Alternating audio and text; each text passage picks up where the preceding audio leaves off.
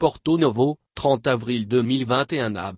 les députés de la 8e législature ont, à l'unanimité, adopté jeudi, le 4e rapport d'activité du président de l'Assemblée nationale couvrant la période du 1er octobre 2020 au 31 mars 2021, à la faveur d'une plénière tenue au Palais des Gouverneurs à Porto Novo.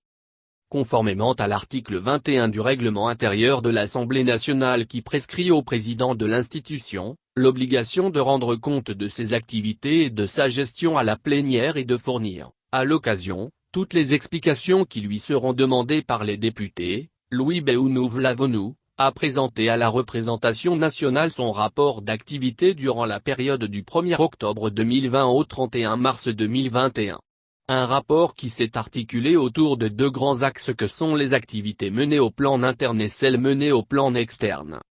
Parlant des activités menées à l'interne, le président de l'Assemblée nationale a souligné qu'elles sont essentiellement de deux ordres, notamment les activités parlementaires proprement dites et les activités d'administration et de gestion du Parlement, avant de lister catégorie par catégorie les dites activités.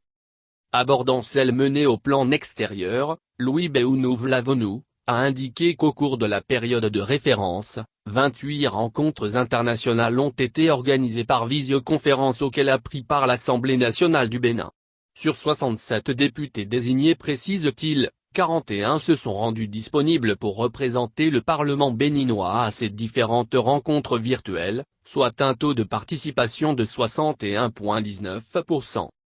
La session du Comité des droits des parlementaires de l'UIP qui s'est déroulée du 1er au 5 février 2021, a permis la réélection de l'honorable Nassirou Bako Arifari au poste de président du Comité des droits de l'homme de l'Union. Le Bénin a abrité pendant la période, la réunion délocalisée du bureau du Parlement de la Commission mixte de la CEDEAO ainsi que la 45e session ordinaire du Comité interparlementaire de l'UMOA, CIBAR/UMOA, qui se sont tenues respectivement du 3 au 7 novembre et du 16 au 25 novembre 2020, a-t-il informé avant d'ajouter d'autres activités.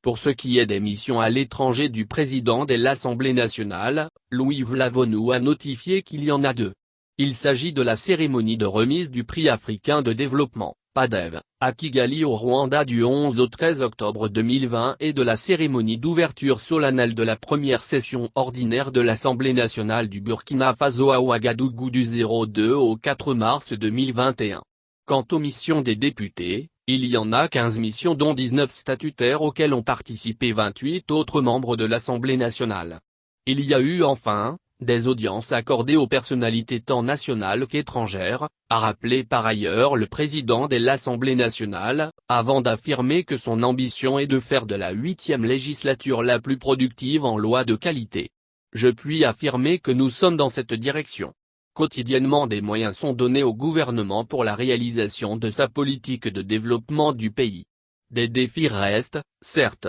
mais ils constituent des challenges, a déclaré Louis Vlavonou. Ayant reçu l'adhésion des députés, ce rapport d'activité du président de l'institution parlementaire a été adopté à l'unanimité de ceux présents et représentés.